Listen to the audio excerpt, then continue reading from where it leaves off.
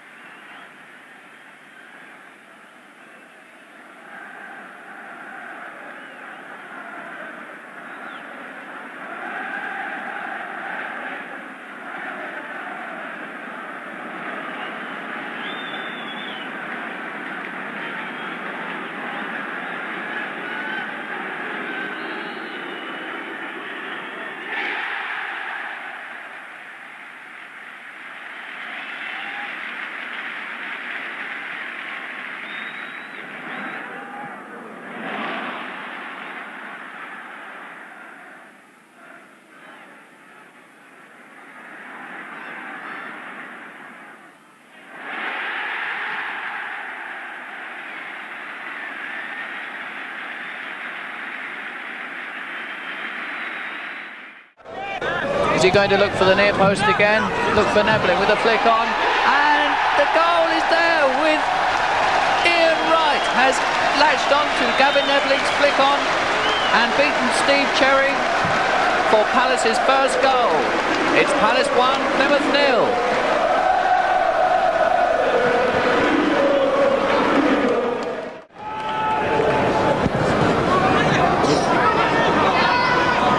Only one goal down, but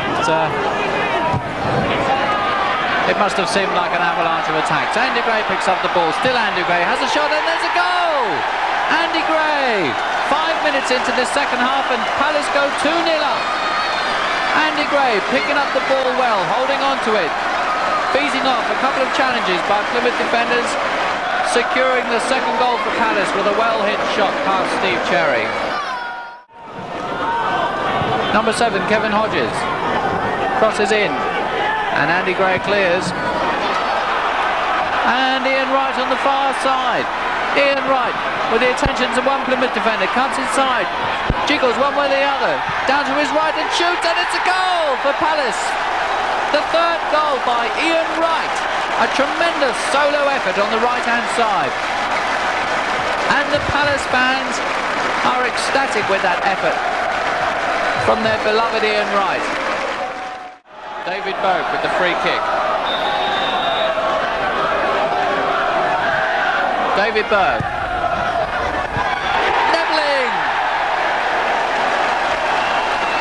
Gavin Nebling gets up tremendously well to head home for Palace's fourth goal from a free kick by David Berg, directly in front of us.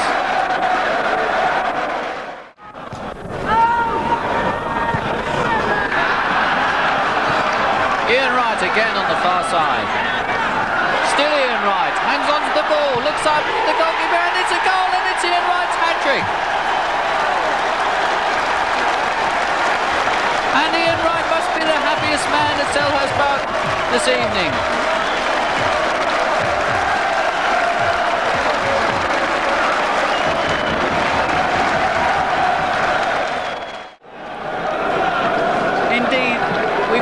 It's his 24th birthday this evening, and what a nice birthday present. Oh, and there's a goal for Plymouth. A consolation goal in the dying seconds of this match.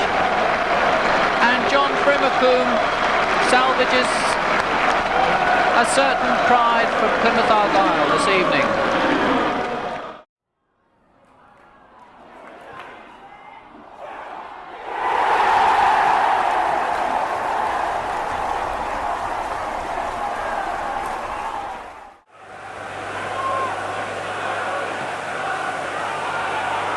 And no offside flag against Wright. Oh, and an incident there which leaves Wright down on the floor, and Eric Nixon it was who kicked out at the Crystal Palace striker while he was on the floor. Nixon had to quickly come off his line initially to end the danger caused by Wright. It'll be a free kick when the game resumes.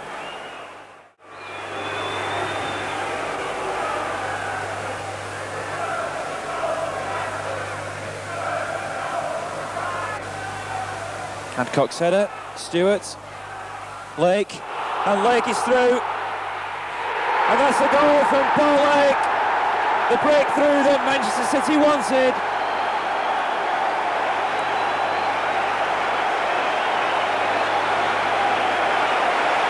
Stewart was involved. He threaded the ball through to Paul Lake, and Lake slid the ball underneath George Wood's body.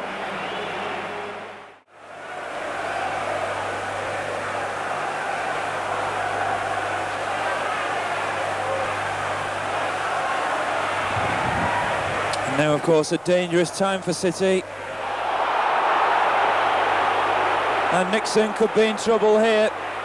He's already been booked for an incident on the Crystal Palace striker. The referee is gone over to have a word with his linesman. And if the linesman says that Nixon has stuck out his hand into the face of the striker, then it will mean that Nixon will be off. He's gone into his notebook.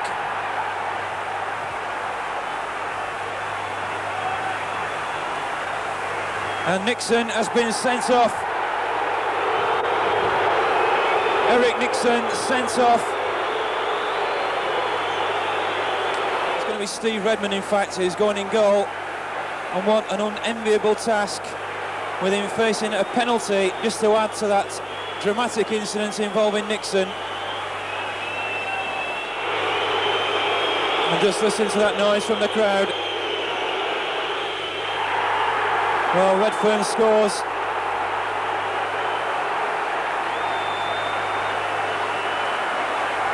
And poor Steve Redmond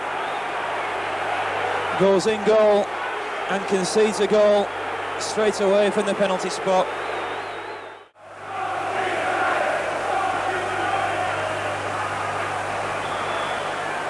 And a free kick for Crystal Palace. And that's the goal.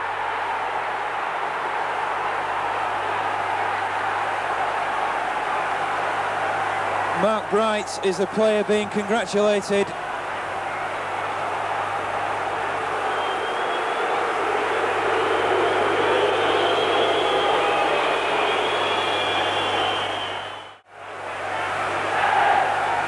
City now with 9 minutes to try and get at least a draw out of this game, and it will be somewhat of a miracle if they do.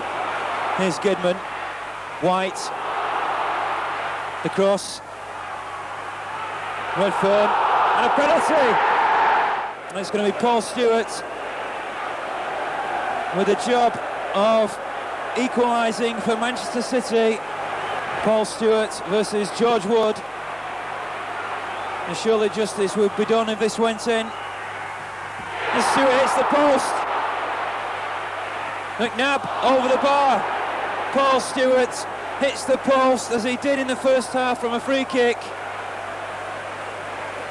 And Palace let off the hook.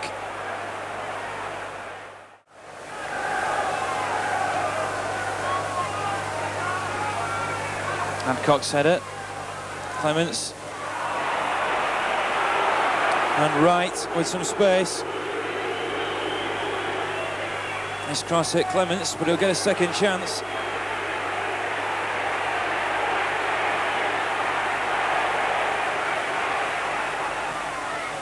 Away by Gidman.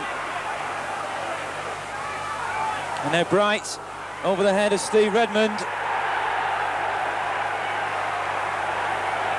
And Mark Bright wraps up the points for Crystal Palace.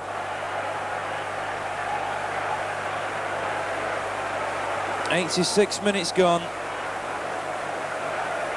And that's 3-1 to the visitors.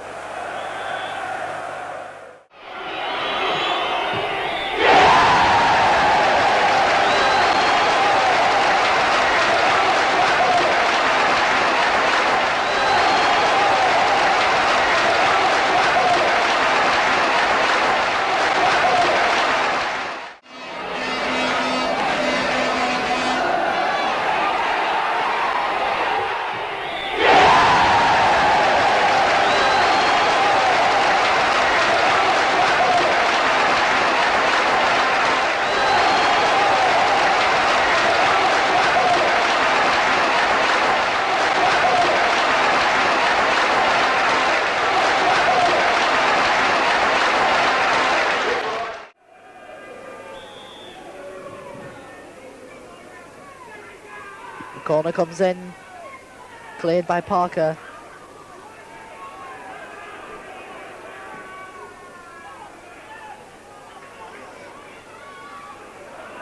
Owen now.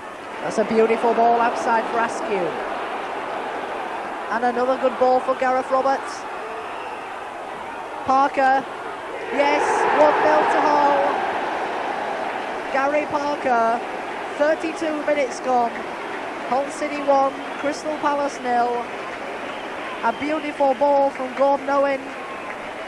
Across to Billy Askew. Askew to Gareth Roberts, and Gareth Roberts laid it off for Gary Parker to have a crack. And with 32 minutes gone, the Tigers take the lead.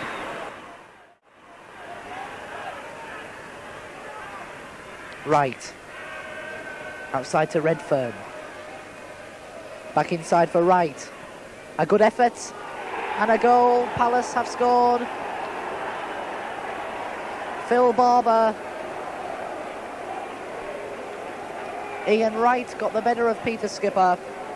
A good low cross. And there was Phil Barber to knock the ball in. Alex has said before that he wished he could improve his heading. But that one went in and the goalkeeper didn't stand a chance.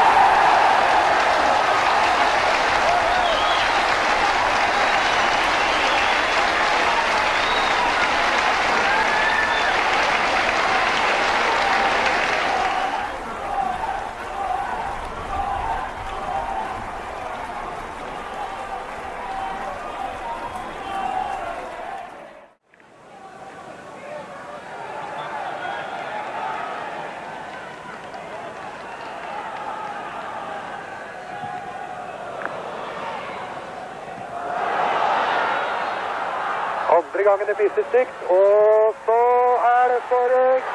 Ja. Det var for så vidt greit nok, og det var vel ungen Mike Newell. Det var Mike Newell etter et fint forarbeid av Horner. Jeg har hørt at dere skal se det om igjen, og det altså Horner.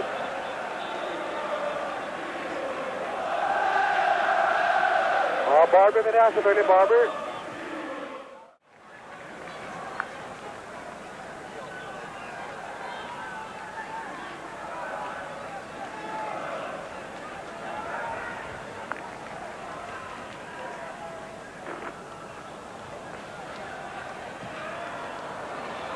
Vrien. Ja, det var Sander Blaien. Sander var ikke det, da moro det. Sander Blaien. Han gjorde det rett igjen med et par misser. 18 år bare, og noen få kamper på laget. 20 minutter så det 1-1 ved Tony Blaien. Det ble i grunnen en del folk som så på bare. Inklusive Wood, vil jeg si.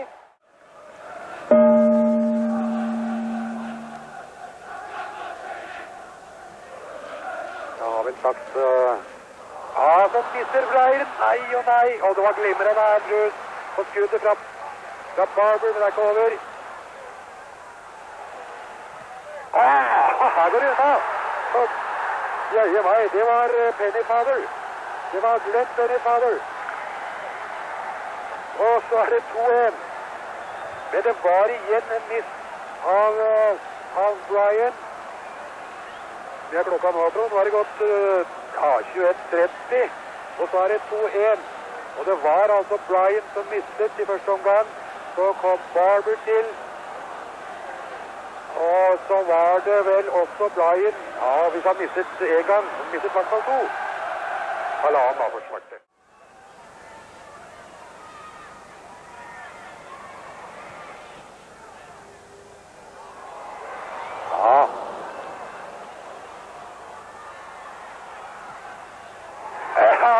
Den ikke inne, men det var en fantastisk mulighet av Jabling.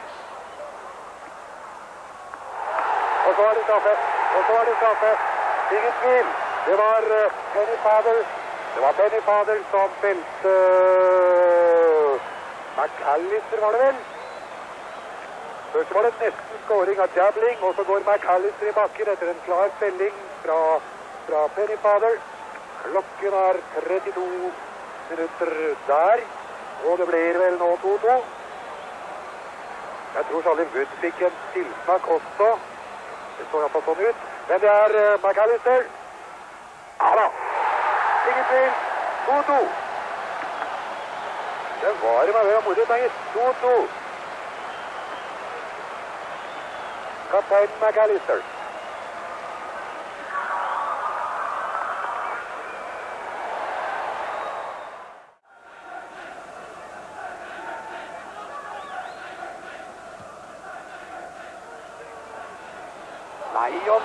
Nei, så er det mål igjen. Og nå var det ikke Bright som feilet. Det var det ikke. Det var Wright som skåret. Ian Wright. Og det var Phil Horner som gjorde den store missen. 37 minutter, og nå var det Wright altså. 3-2. Så skal dette ende. Men Wright, ja, det var greit nok, men Pardew så vi der. Alan Pardew. Og så er det helt åpent der borte hos Redfearn.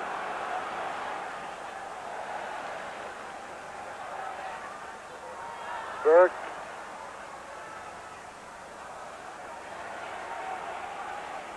Og Redfearn, nydelig. Ja da, da var det igjen Wright. Da var hans andre mål. Ian Wright. 4-2. Men nå er det tid igjen av omgangen.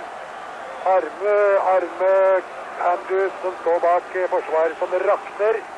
Og det er alltid liksom en mann som gjør feil.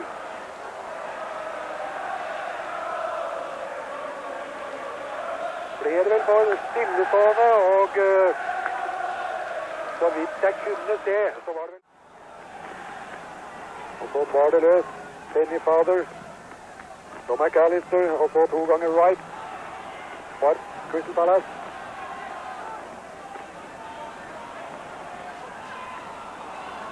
Vandret inn på Barber. Ja, den vil nok jeg lagt ut. Og så greier han å treffe.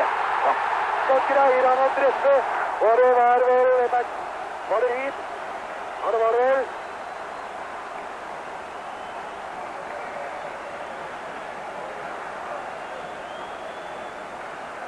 Sannelig min hand fra så langt hold, altså. Så treffer han mål. Helt utrolig. Det var hit, jeg kunne se.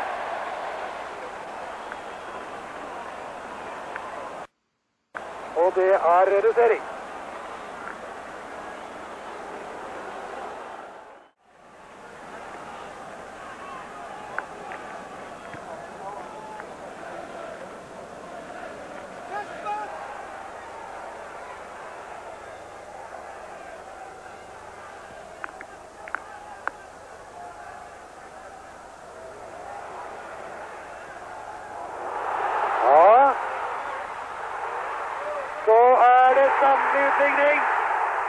Sannelig utligning. Og det var vel Wilkinson denne gangen. Det var det av hopperen. Og så er det maskinen av 4. Helt utrolig. Helt aldeles utrolig. De ville ha offside der inne. Det var vel også Jabling som trakk opp. Og så vippet Wilkinson ballen nydelig inn med høyrebeinet. Altså ikke for langt, det er fullsatt på Leicesters hjemmebane, der publikum vel kanskje hadde litt mindre tiltro til... Moments later, the visitors stunned the 20,000 fans when Burke's free kick led to Alan Pardew finding the United net, but to Newcastle's relief, referee Brian Hill chalked it off for pushing. The goal that did count, though, was one of St James's greatest ever. Having set his sights from fully 30 yards, Paul Gascoigne's shot left Palace keeper Wood for dead. The celebrations were a bit special too.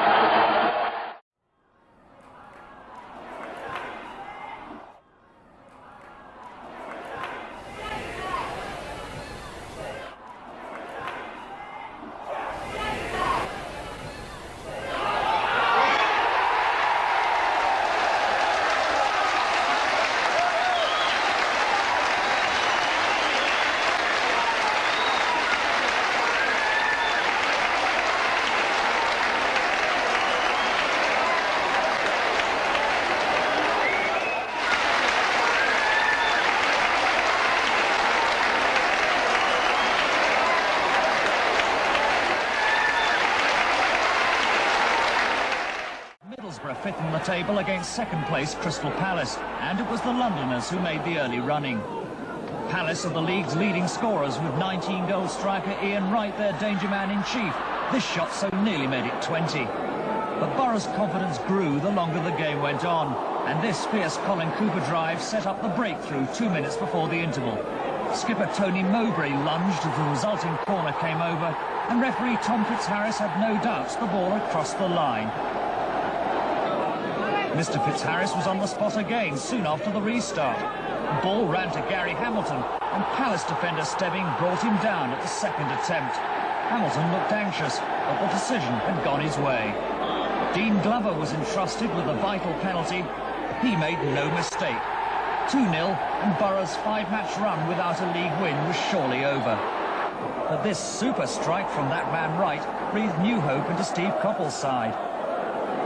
But the home side weren't going to let 3 valuable points slip away. Brian Laws gave Paul Kerr the opportunity to show his trickery and shooting power just before the final whistle. But the 2-1 scoreline meant that Borough were back in business at third in the table. Across it comes, cut out. Honeyfather well in. Here come Palace. Phil Barber on the left. Thomas racing through the middle. There's Jeff Thomas. And Mark Wright is supporting. Here's Mark Wright in space. A goal! 1-0 to Crystal Palace. Tremendous move from the back. Glenn Honeyfather, Barber, Thomas. And there was Mark Wright. Just look at those happy faces on the members' terrace.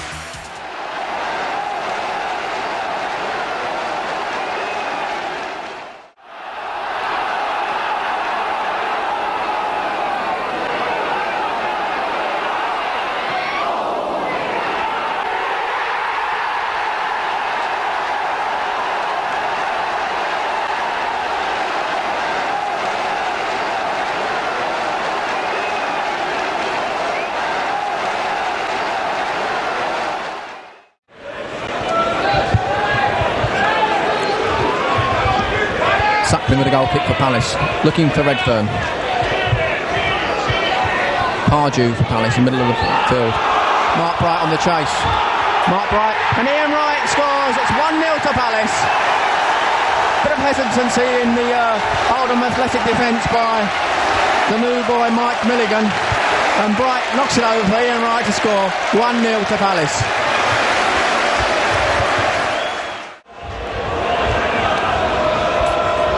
And across comes the corner. Still in there, Mark Wright. And it's cleared. Andy Ritchie, only as far as David Burke. Knocks it straight back in. Phil Barber underneath this one. Gavin Neveling! Gavin Neveling's going to go! Wow! What do you know? Gavin Neveling scores with his left foot. From 5 yards out on the turn. And it's Palace 2, Oldham 0.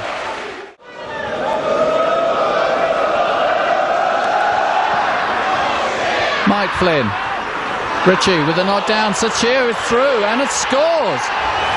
Mike Sachir, the substitute, come on in the second half. It was left in space from the knock-on by Andy Ritchie. And fires a low shot past Perry Suckling. And it's a free kick to Palace, midway in the Oldham half. desperately seeking this third goal. Across comes the ball. Oh, and it's Gavin Nebling! I don't believe it! Gavin Nebling does it again.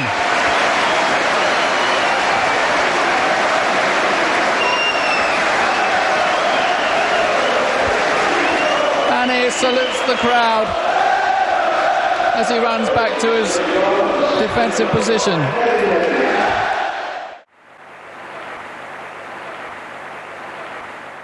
Now then, 12 minutes into the second half, O'Regan's corner was flicked on by Parkin to Wright, who broke the deadlock. Well, that goal clearly G'd up Crystal Palace. Mark Bright made a scintillating run on the wing, a superb cross, and there was Ian Wright to rise above the defence to head the equaliser. And Palace scored their second 4 minutes later when an almost identical move cracked Swindon's defence. This time it was Bright who flicked the ball into the corner. With just 2 minutes to go, Hockaday's free kick, Bamber looped the ball onto Timmy Parkin, who beat Suckling in the Palace goal.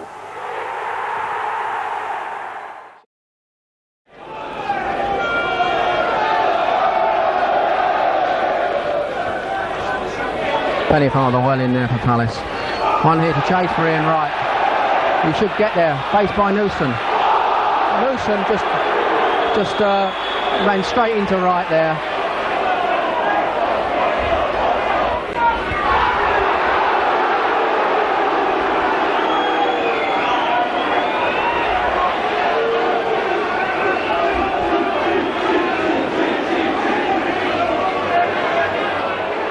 Ian Wright been found to be the guilty party there by the referee, and was duly booked.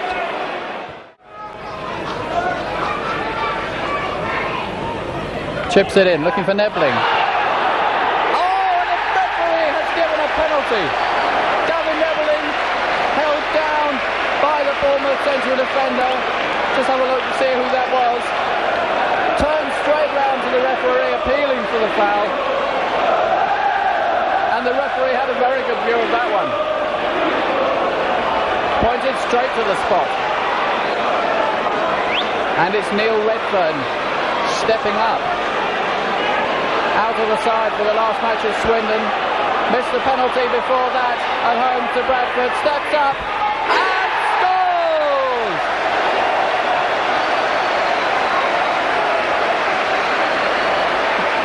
A lovely strike by Neil Redfearn.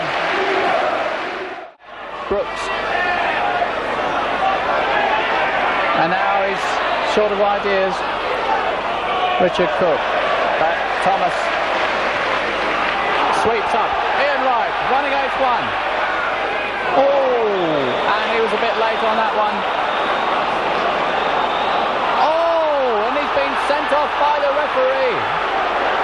It was a late tackle, admittedly, by Ian Wright on the Bournemouth defender. And the referee, Morton, has had no doubt in his mind whatsoever. A straight red card for Ian Wright. What a blow to Crystal Palace. So Mark Bright's back on his feet. And here goes Redfearn looking for Mark Bright. Can he get round the back of Williams? And yeah, no, it's another penalty. We're waiting for the play to be played on there, but the referee has in fact given a penalty against John Williams for holding back Mark Wright. Well, I never.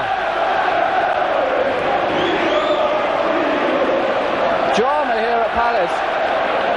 Phil Barber was arguing with the referee for saying you should have played on. I scored a goal. But the referee had already whistled for the penalty against John Williams. What a turnaround. Here's Neil Redfearn. Oh, and this time it's a poor penalty. Oh, I don't believe it. The referee has said we take the penalty.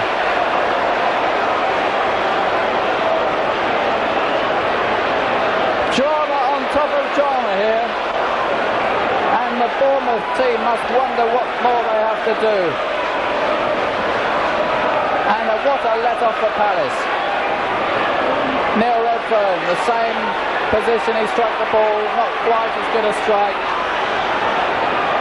But Jerry Payton moves, said the referee, so it's take two for Neil Redfearn. Where's he going to hit it this time? And he scores! My goodness me, that was just inside the bar.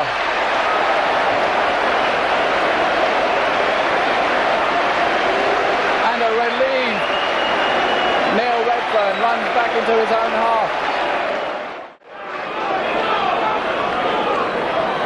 Takes Redfearn with the corner for Palace. And it's a goal there by Mark Wright. He got one in the end. Payton came and missed it. That's a gauging goal there. And Mark Wright just snapped it up for another goal for Palace. Well taken there by Mark Wright. In fact, the referee has blown. That's it.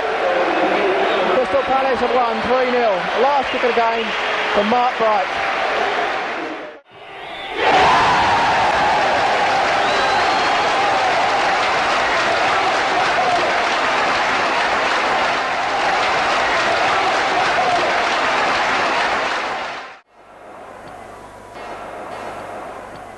Salako's cross, and Mark Wright won it in the air, then Barber.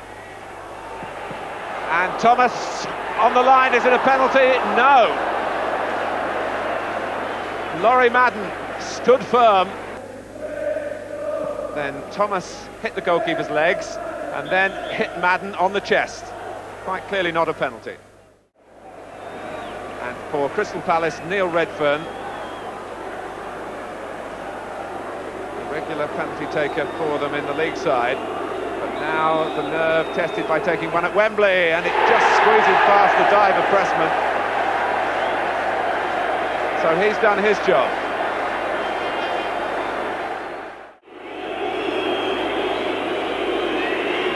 But he has to score, otherwise Palace are through. And score he does. It was a most determined run-up. One of the longer run-ups in the many shootouts we've seen. The spotlight switches to Phil Barber. Oh, it's a poor penalty. Too close to Pressman.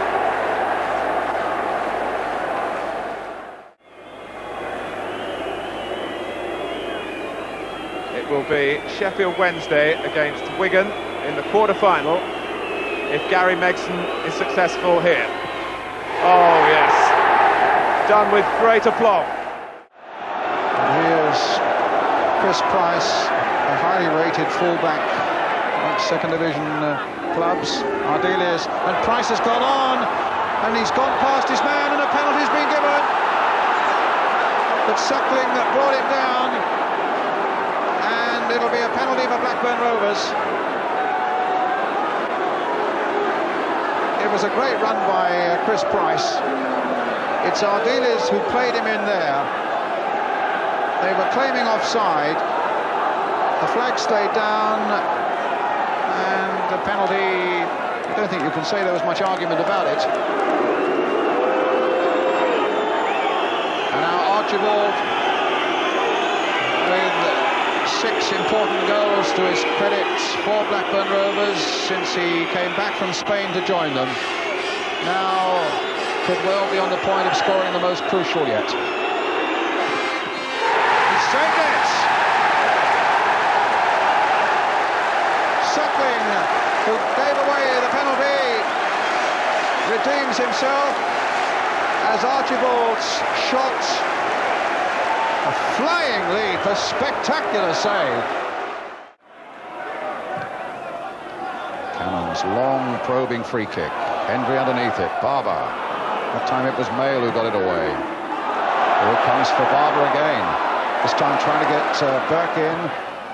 A long left foot towards Ian Wright on the far side. And a corner for Crystal Palace. Coming off John Miller. Neil Redfearn will take it. Nibbling at the near post. Cannon up there too. And Geno and Cannon with the header. And flicked in. Yes, by Wright.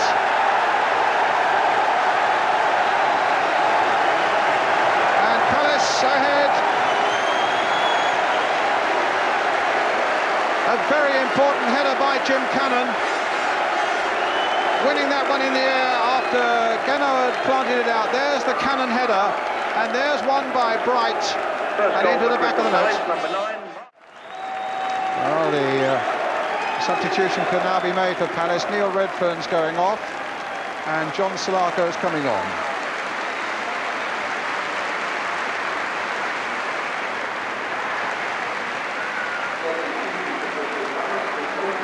So a striker comes on. Mr. Man who's been on the score sheet this season. He's Salako and quickly wants to get on the action with this throw.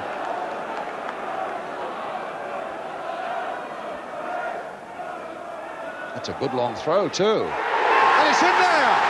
Well, Thomas got a touch. And what an amazing substitution. John Salako. His first touch was a throw. And a long one at that. And Jeff Thomas got on the end of it with his header. And it goes past Geno for goal number 2.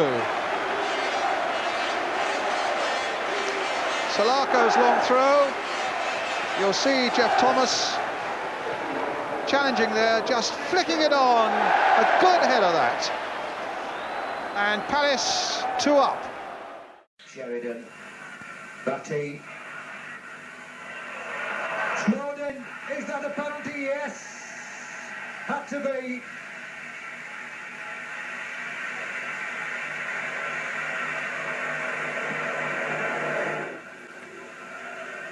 Well, that's going to be a blow to Crystal Palace's promotion hopes if this goes in. And John Sheridan will be doing his best to make it Leeds 1. Sheridan, he has done. 1-0.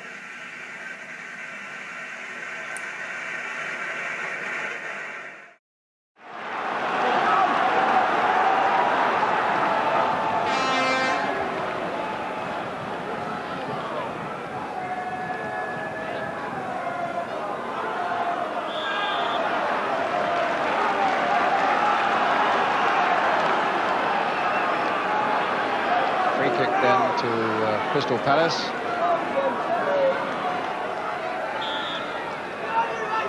Burke with it. Nevilling's header! Goal given! The referee's given a goal. City will claim that it didn't cross the line, but Nevilling's header counts, and Palace gets an opening goal.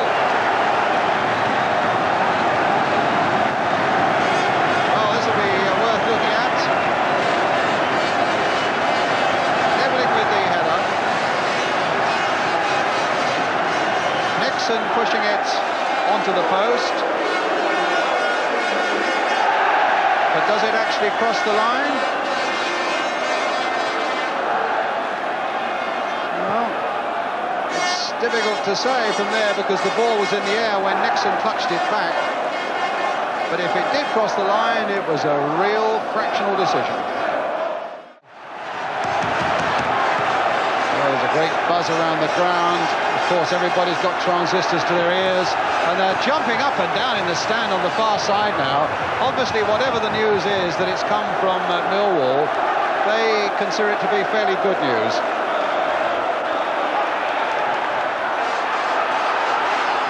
It's with Wright, it's with Pennyfather, and it might go in yet. Thomas trying to get a final touch on it. And Thomas! It's another one for Palace, 2-0. No doubt about that one. And for the second week running, Jeff Thomas gets a header in that goal there. The second one against Blackburn last week, the second one against Manchester City this week, and who knows what this might hold for Crystal Palace. Mark Wright with a nice little big cross there. They couldn't force it home that way. Nixon just got it out. And in the end,